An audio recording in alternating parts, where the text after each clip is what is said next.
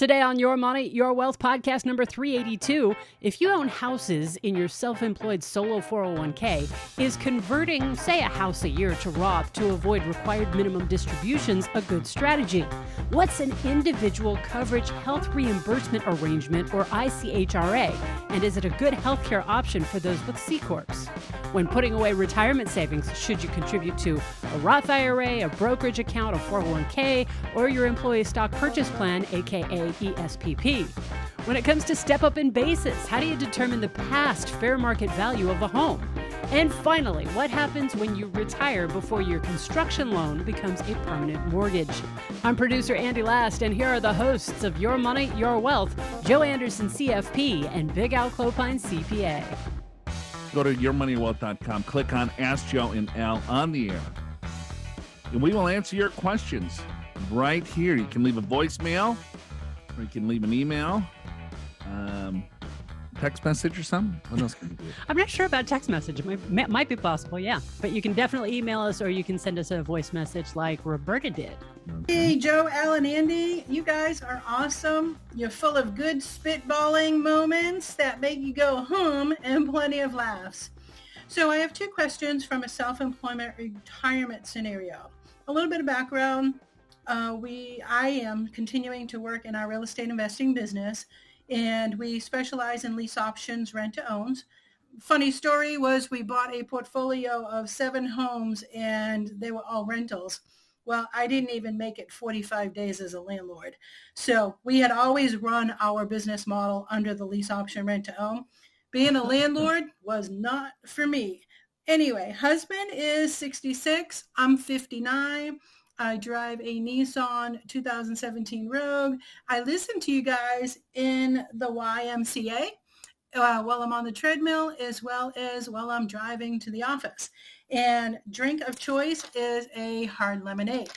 So the first question is about a solo 401k. So we have 5 houses that we opened up the solo 401k, and it was pre-tax.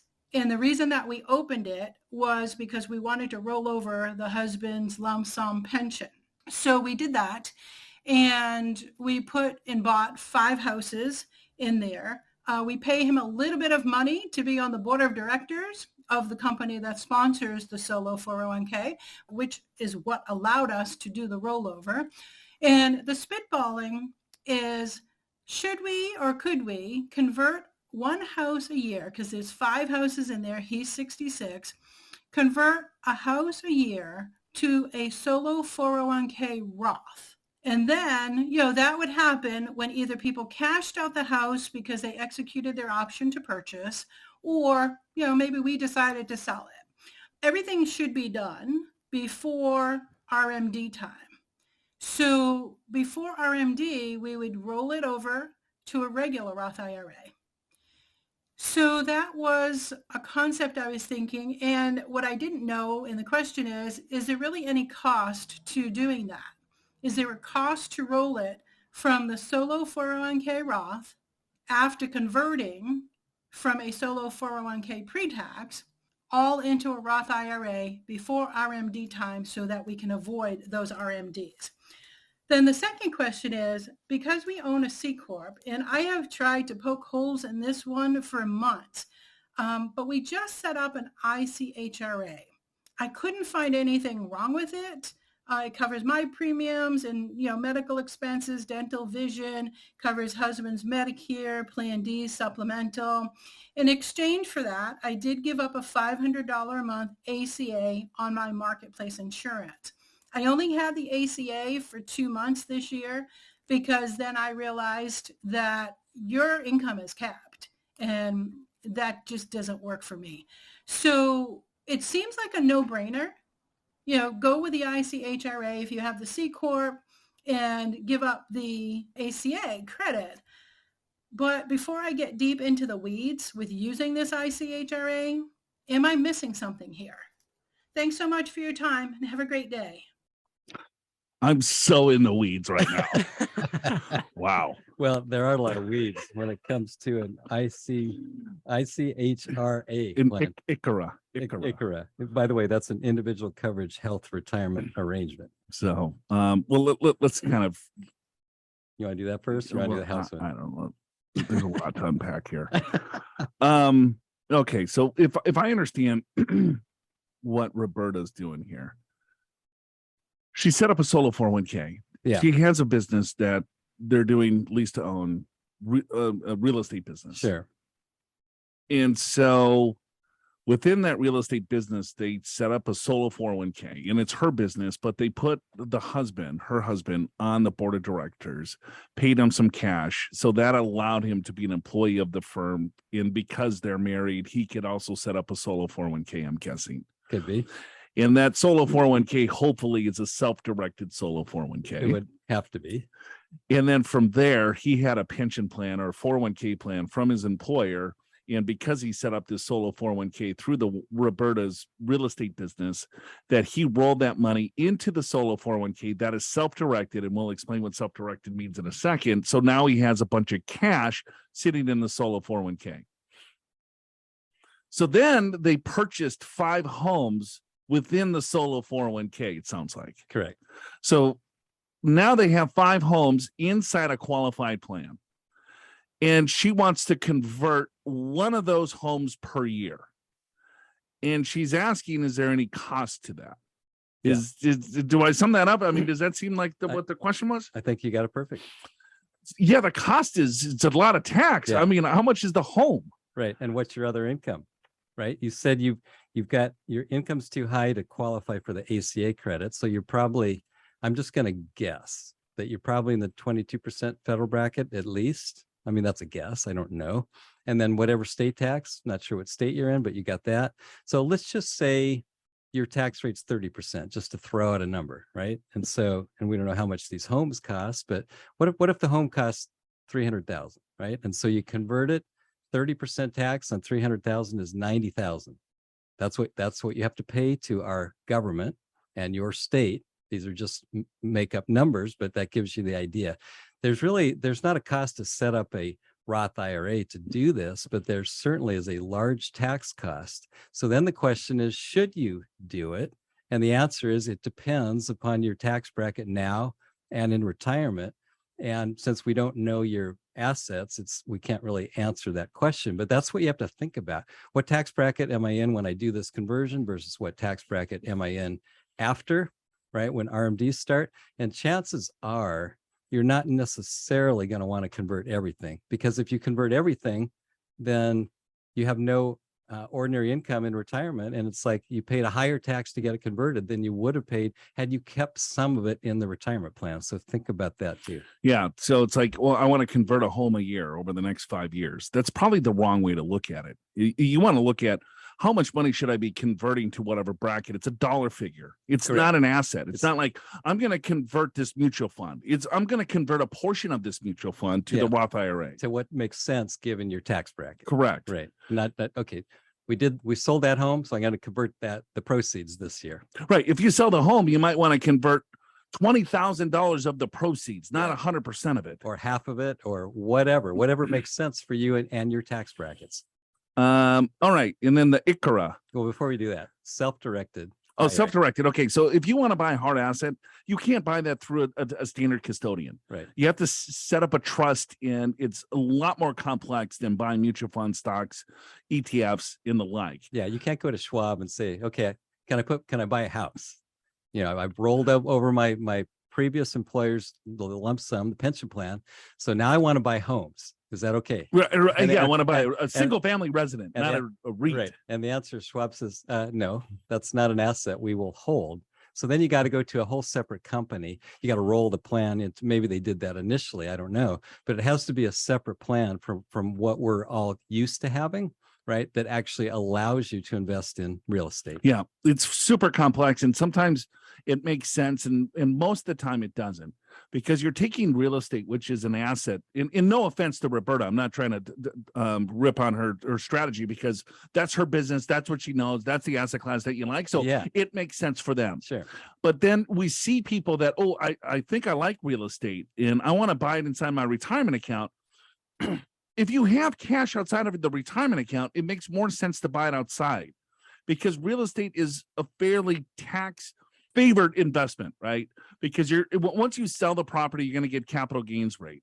If there's depreciation that you have, you can hold debt on the property. If you can't hold debt inside of a mortgage on your properties inside your retirement account. Yeah, and you're right. Any cash flow you get to net against your depreciation, so you're not paying tax on the whole thing. And if you sell, you can sell on a 1031 exchange and not pay any tax, and you could hold it to end of life, and then get a full step up in basis for your spouse, or your spouse gets it on you, depending upon whether you're a community property estate. That's a whole nother topic, but there's a step up in basis, and certainly the next generation that gets it gets a full step up in basis. This thing just came out, right? This ICHRA. Well, it's I'm not sure if that's what I'm not sure if that's what they've always called it, but there always has been a reimbursement, medical reimbursement plan for C corporations. So I think the concept, I'm not an expert on this at all, but is the concept, Al, where, let's say the employee just goes out and get their own insurance, so they don't go on a group plan, and then the employer then reimburses them for the plan, whatever they purchased that fits their needs, within whatever limitation the employer sets up. So basically what happens is you pay your own medical, but you submit it to the company for reimbursement, and the company reimburses you up to whatever the rules are, right, in that plan. That's only available in a C corporation, first of all, and it has to, all employees need to be covered. Now, because you have a solo K, I'm assuming you have no employees, so that doesn't really matter. So a C corp could potentially be a good way to go, because you get this medical reimbursement plan, which means your health expenses would be non-deductible. But there's always issues with a C corp, right? So first of all is you got to pay yourself a salary. If you don't pay yourself a salary, the profit is left in the company. If you want to get the profit out, you have to pay a dividend, which means you're going to pay tax a second time. If you sell the company, most buyers want to buy assets of the company. The corporation will pay the tax on the gain, and then you get a dividend and pay the tax again.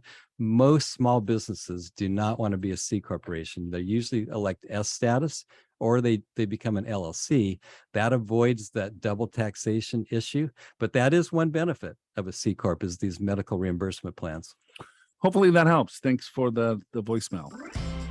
Read the transcript of today's episode, watch Joe and Big Al answer your questions from the podcast on video, and access free financial resources in the podcast show notes at yourmoneyyourwealth.com.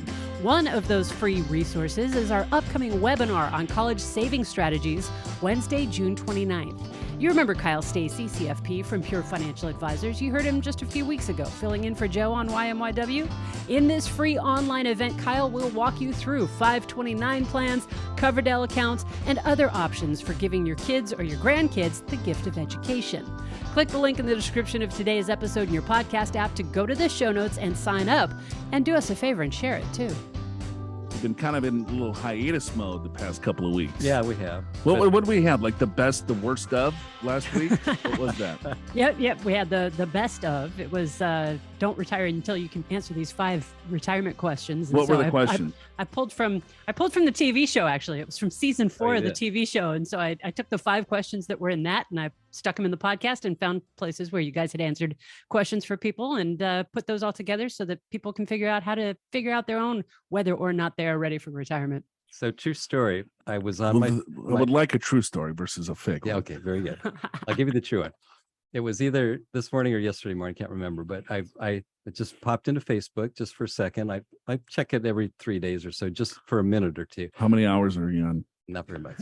I can tell you truthfully. But I saw this ad, 5 questions you got to ask before retirement. And then I thought, God, I wonder who these people are. And I clicked on it. It was you and me. I thought, oh, what do they know? Look at these idiots. Oh, that was a little catchy. Yeah. Wow. Right. Okay. Right. It was good. Very good. Yeah. Anyway, I just thought that was funny. I thought, oh, this would be good. It's you and me. Maybe some material we can use. Yeah. Never mind. Oh boy. Okay. We got Jen writes in from Utah. Last year, I maxed out my Roth IRA for the first time via the M1 app. Have you heard of that? Yeah, M1 Finance, I think. Yeah, is what it's. I had not heard of it. It's described as the finance super app. I think it's probably like kind of like Robinhood, I would imagine. Maybe, I don't know. I then noticed I had 2 referrals that M1 gave me a small credit into an individual IRA as well. Do I need to worry about over contributing? Well, I guess, I don't even know what this means, but so she gave a referral and someone signed up for M1 Finance and they gave her a couple of bucks as a referral credit. I guess so. Maybe they put it right in the IRA. And if it's dollars in the IRA and you've already maxed it out, yes, would be that's a contribution. And by the way, that's taxable income and you made a contribution. So yeah, you got to factor that into your current year contribution. Yeah. If that's what this effect is. Yeah, we have no clue.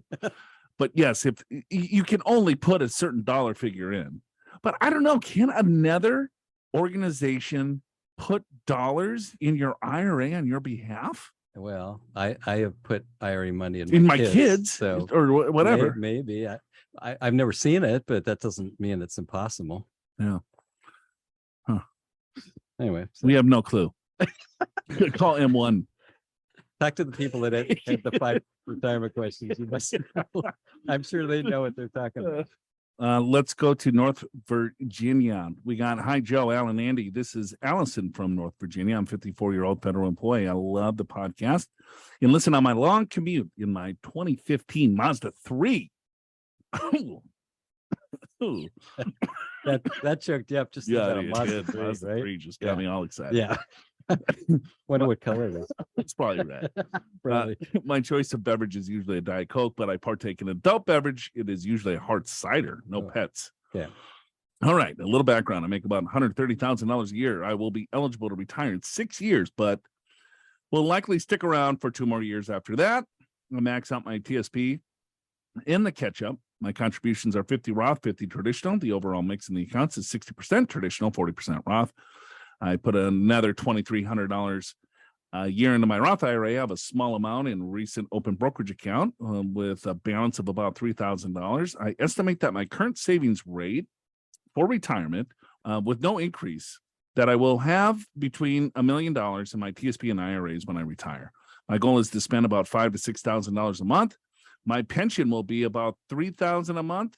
And Social Security is another $2,500. So she's right there just with her fixed income. Yeah, all good, right?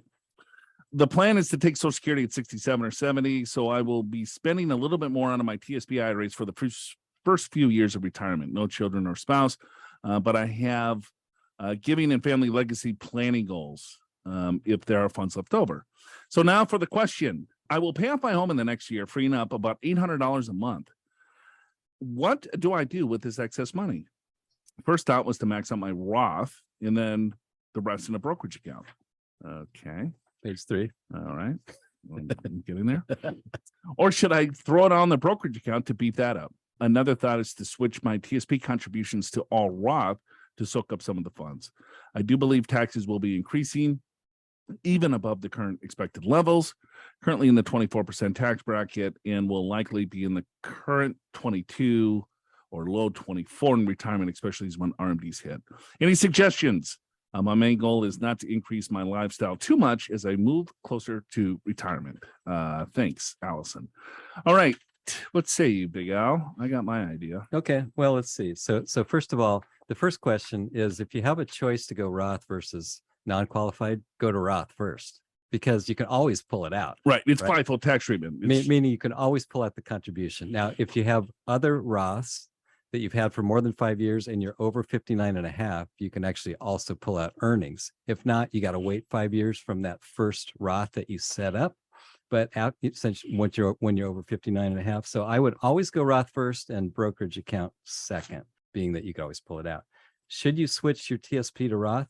Probably, because why not? I mean, you're going to be in high brackets. The general rule of thumb is this: if you're going to be in the same brackets or higher in retirement, you'd always go Roth. Yep. And you're going to be in the same brackets or close enough to it. And by the time the tax law changes in 2026, you're actually going to be in a higher bracket. Yep. Allison, this is not advice. This is us talking. If I was Allison, I would change 100% of my contributions going to the Roth. If there's something left over, I'd go Roth IRA. If something less over than that, I would put it in a brokerage account. Yeah, you bet. So, great question. And congratulations on your pending retirement. Hey, Joan Al, love the show. Keep up the great work. I have a question about 401k ESPP contributions and what percentage I should put towards each. My company offers a pre-tax 401k, a Roth 401k, an after-tax component, and an ESPP. The company offers the 15% discount. Right now, I currently contribute to each of them at 5%, but looking for guidance on the best approach. I'm looking to contribute up to at least 25% of my paycheck. Any help would be greatly appreciated. Thanks so much. Okay. We're missing just a couple of things. Yeah. Again, I want to contribute 25% of my paycheck. Right. What the hell is your paycheck? How old are you? When are you going to retire? How much do you want to live off? What is your other fixed income? What are your assets? So right now he's saving 15. He wants to up his game a little bit here, right? But I think we'll just give it a general answer, Michael, because we don't really have all the facts. What's your tax bracket? Yeah, right. I always like the idea of saving more than saving less. So I support going to 25% savings versus 15. We'll start there. Yep. So the second thing is we'll start with, do you go pre-tax or Roth 401k after tax? You pick either pre-tax or a Roth 401k first. If you're under 50, it's what, 20,000, 20,500? 20,500. Then it's 27,000. Yeah, 20,500 and 27,000 if you're over 50. Correct. So at any rate, but then if you have after tax, you can put up to 54, 55. Yeah, exactly. So you can put more in. So the first question is, should you do regular 401k or Roth 401k? I'm going to give you the CPA answer. Joe is going to correct me with his answer. The CPA answer is, look at your tax bracket today. If it's higher than what it's going to be in retirement, take advantage of the tax deduction. Take the tax deduction now, because when you withdraw the money later, it'll be taxed in a lower bracket. I would say if you're in the 24% tax bracket or lower, go Roth all day long. Yeah. And why is that? Because we're seeing all-time low tax rates in the history of the tax code. And if I could pay 24% tax now and get 100% tax-free growth forever, I'm going to do that all day. Yeah. And as you've said before, you don't miss the tax. You don't. Yeah, exactly. It's like, okay, well, I'm going to save a couple of bucks from the tax deduction. You're not going to save it. You're going to spend it. So at the end of the day, would you rather have a big pot of money that you'll never have to pay tax on? Or would you rather have another pot of money that you're going to have to pay 100% tax on? Another question I would ask is that, would you rather have, Andy, I'm going to ask you a question. Would you rather have $800,000 in a Roth IRA, or would you rather have $1 million in a 401k pre-tax? I'm going Roth all the way. Right? Even though it's a lower dollar figure, what's wrong with Andy? Because she never has to pay tax on those dollars. Exactly. So it's always looking at the after-tax dollar amount. And if we're in an all-time low tax environment, I don't know, maybe taxes go lower. Maybe it's a flat tax. Maybe it's, who cares? I don't know. I'm just taking the uncertainty off the table, and I'm not going to miss the money anyway. And I think that's a fine answer. And I think especially now the market's dropped a little bit, and the best time to get money into the Roth is when the market's drop, because your growth then grows tax-free. So should you save money into the after-tax? Yes, if you can, because that, at least under current law, can be then converted directly to a Roth with no tax. What about the ESPP? Would you put 100% into the 401k Roth, and then if there's money left over, then go in the ESPP? Or would you want to have a certain percentage of his 25% of his paycheck go in there? I would start with maxing out the 20,500 or 27 or 26, whatever the number is. But then after that, I would take a look at the company. 15% discount I like, but is this company going to go anywhere in the next 5 years, 10 years, 15 years? If you think so, then that's a great deal. If you're a little concerned, this company's been kind of flat for a while and there's some concern that we're going to hang on, don't do it. It's not a good investment. So I think you have to figure that. So you might split it. If you're kind of bullish on the company, you might do some of both. There's not really a right or wrong answer. I do like the 15% discount, but I want to make sure I'm very bullish on the company before I do that. Yep, I agree. I mean, I like the ESPP, but It's an investment. And if it does well, great. If it goes down 15%, well, and there's usually limits on how much that you can save into those anyway. sure. So- And then there's limitations. You have to hold it a certain period of time. Otherwise the gain's ordinary income. And so it's a little complicated. Sure. Nearly half of people have less than $100,000 saved for retirement, according to a 2020 Harris poll. If you've been more focused on, say, buying a home or paying for your kids' education, you may be short on retirement dollars, you may not even know it, and you might have no idea how to catch up. We've got 5 tips to help you fast-track your retirement regardless of your current account balance. Click the link in the description of today's episode in your favorite podcast app to download the Fast Track Your Retirement Guide. Spread the knowledge, share the YMYW podcast and the free financial resources with your friends, family, and colleagues. It makes them financially smarter, it helps us grow the show, and it proves to everybody that you rock. Answering your money questions. Go to yourmoneywealth.com. We're running a little low. What's going on, Andy? It's that form. Sometimes it works, sometimes it doesn't. So if worse comes to worse, email info@purefinancial.com, and that way we will be certain that we get it. Yeah. So if you have a question you've been waiting to ask, now's the time. Now's the time. We cleaned out the mailbag. Yeah, we did. Now we're going to have to go back to We're gonna, Ask there's- Big Al or the list. we're gonna Tax do chat. the top 10 retirement places in the country. A little tax chat with and it- Big Al. And it's always like, I don't know, Fargo, North Carolina. Number one. Wyoming. Really? That's the first choice? What about San Diego? Yeah, we got a pretty bad review because of your show on the top 10 places. Oh, yeah. Someone took offense to that, didn't they? Did you consider? Oh, yeah. The person said, all you do is get an article from Forbes and read it. And I'm thinking, they're on to me. That's about right. When you guys don't write in, Big Al just scours I the just- internet. 10 minutes before, here's the best thing I found, Joe. I'm reading it. And then we comment. Pretty poor comments, but we do our best. Commentary's awful. So Melissa writes in San Diego. She's like, let's see, your YouTube video was clear on step-up basis. Good. Thank you. Is that the first time someone's told us we've been clear? Yeah. I'm not Usually sure you which video she's talking Just about. either. ramble and go on You tangents. talk in circles. It takes an hour to get a 1 minute answer. Oh boy. However, there it is. The but. My mother-in-law is now selling her house for $1 million here in San Diego and moving out of state. Her husband died in 2018. How do you determine the fair market value of a home in the past, 2018? If the fair market value was worth $750 in 2018, the appreciation would be $250,000. Would she be titled to the $500,000 exemption, even though she has been a widow for more than 2 years? Their living trust lists them as joint tenancy, but they bought the house together and lived there since 1971, paid $20,000 for it. Wouldn't that be considered community property? Thank you. It's a great question. There's actually a lot here to talk about. What Melissa's asking is that mom wants to sell the house. So there's a couple of different tax rules that go on, and it depends on the titling of the property. So she was married, and so we're in a community property state. And so if husband dies or wife dies, do they get a full step up or half step up? And it's going to be dependent on how it was titled. How it's titled. So to make sure you get the full step up, it should be titled as community property with rights of survivorship. If you have a living trust, the living trust is set up in that manner, so it's already done. If you don't have a living trust, take it out of joint tenancy and do community property with rights of survivorship. Now, I will say a lot of people have their property in joint tenancy, and so far people claim it's a full step up. I've actually never seen the IRS or Franchise Tax Board challenge that, but it doesn't mean they couldn't.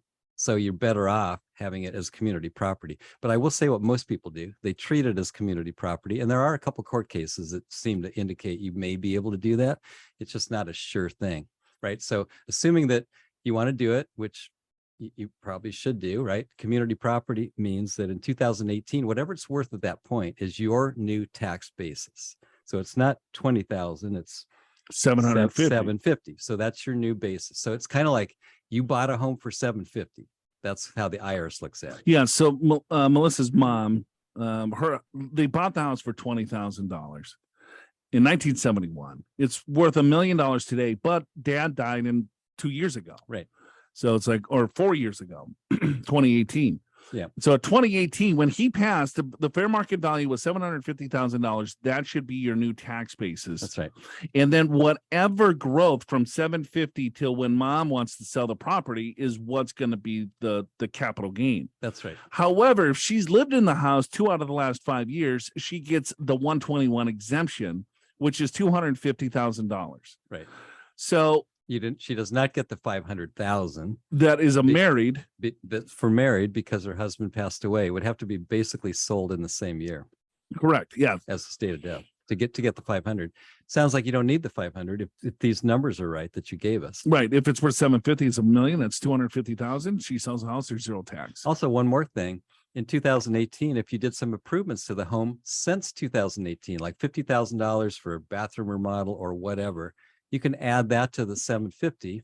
Now it's 800,000 is your tax basis, and you could sell it in this case, 1,050,000, right? And still pay no tax because you get a $250,000 exclusion. So I think you're in good shape. Yeah, probably so. Hey, Joe, Al, Andy, third question from me, but since it has absolutely nothing to do with Roth IRAs, I'm hoping you'll answer it. I appreciate the answers in the past and love the show. I listen to you on my way to work and also when I'm getting ready for work while taking care of my 2-year-old son. Yep, I'm the 54-year-old guy with a 2-year-old son that's looking forward to our 3 separate Social Security checks. Perfect. It's not all bad. That's not all bad, man. The 54 is like new 24. It is, right? Yeah. What's 65? It's still 45. 65. My son hears you talk on the speaker and just repeats the word money over and over again. It might have been his 3rd or 4th word he learned to say. Anyway, my question concerns get into construction loan to build a retirement home. All right. So we got little Junior yelling money out there. Yeah, because of us, apparently. Very cool. He's got to learn ABCs, and money's definitely part of that, I guess. I know there's a loan type that begins as a construction loan that converts to a regular mortgage when the home is finished. They called it a construction to permanent loan, ? And this loan or type of loan only requires you to close on the loan once at the beginning of the construction process. My question is this. If my wife and I are working our full-time jobs at the time of getting the construction loan, thus qualifying for the loan easily due to our incomes, what happens if we both retire prior to the home being finished and before the loan is converted to a regular permanent mortgage? Do we have to provide our new lower income at that point, which would be significantly lower? We plan on selling our current home prior to opening the construction loan and putting down about 1/3 of the total cost of the build. Then we plan on retiring a few months before the construction is completed. Thanks as always. I don't know. I've never done a construction loan. I've never talked to anyone that's done a construction loan, but here's 5 questions you need to know when you do a construction loan. That's gonna be our next show. Join us next week. Made you click. Look it up. We do a little research and prep for the show. So I will put in my 2 cents, and I will qualify this. I don't really know either. But first of all, the first comment, the construction to permanent loan, that's true. If you're building a property, personal or business, commercial, you can often get a construction loan that converts to a permanent loan. And so that's kind of cool. Whether it's qualifying just once or whether you have to do it again, I'm going to guess that once you qualify off the bat, you're okay. But right. That's my guess. I mean, I think you go through that process with your mortgage lender. So they see that you would qualify. Right. And say, this is my plan. Is this going to fly or not? Right. Right. I want to build a home. This is what we have. We're going to put a 1/3 down. Here's our incomes. Here's our cash. Here's our assets, liabilities, all the other stuff, when they look at, their due diligence on your financial records and say, hey, I want to retire a couple of months prior to the completion of this thing. Yeah. Is that okay? Is that going to be an issue? Yeah. And so can you imagine a company doing a construction to permanent loan? So they give you the construction loan because you qualify, and then you get to the permanent loan. Nope, you don't qualify. Right. The house is built. You don't qualify. We're gonna sell it. Please pay up below now. Yeah, They right. got to sell the. I don't think that's how it works, but that's not our area of expertise. Not even close, but yeah. Why don't you ask a Roth question? Would probably kill that one. They don't ask that because you say not to. Well, when you answer 17,000 of them a week, you like a little variety. Yeah, sure. All right, that's it for us. Thanks a lot for joining us again. Show's called Your Money or Wealth. Wonderful to be back in the seat with you, Andy. I missed you. Thank you. It's wonderful to have you all, to have all three of us in the same place at the same time. It sure is. All right. Well, yeah, you were in Hawaii. Yep. I went to Arkansas. Yep. And then I came back and got the COVID. You got the COVID. Right. Yeah. So, all right. And I'm okay, by the way. Yeah, you look great. All good. You Just look so good. minor case. All right. We'll see you guys next week. Show's called Your Money or Wealth. Your Money, Your Wealth is presented by Pure Financial Advisors. Click the Get an Assessment button in the podcast show notes at yourmoneyyourwealth.com or call 888-994-6257 to schedule your free financial assessment at a date and time convenient for you, no matter where you are in the country. Chances are one of the experienced financial professionals on Joe and Big Al's team at Pure Financial Advisors will be able to identify strategies to help you create a more successful retirement. Pure Financial Advisors is a registered investment advisor. This show does not intend to provide personalized investment advice through this broadcast and does not represent that the securities or services discussed are suitable for any investor. Investors are advised not to rely on any information contained in the broadcast in the process of making a full and informed investment decision.